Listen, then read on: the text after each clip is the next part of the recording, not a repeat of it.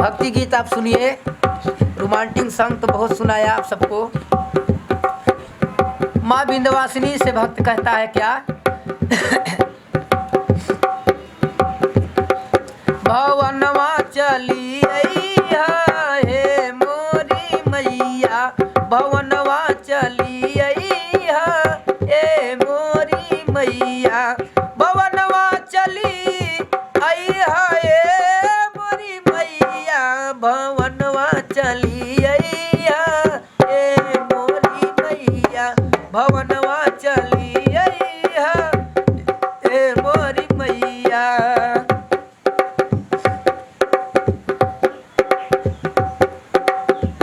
नरियर चुनरिया तोहे पहिनाई, गंगा जलवा से तोहे नहवाई,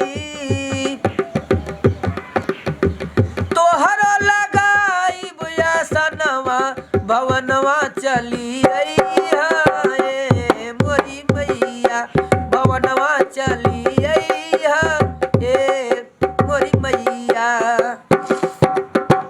मिर्जापुर नगरिया में बाटे दरबार हो, बगल में बसल बाड़ी गंगा जी के धार हो, बगल में बाटे तुहरे गंगा जी के धार हो। ओझला पुल इतिहास में बाटे नमवा, ओझला पुल इतिहास में बाटे नमवा, भवनवा चली अइहा हे मोरी मैया, भवनवा चली अइहा हे मोरी मैया।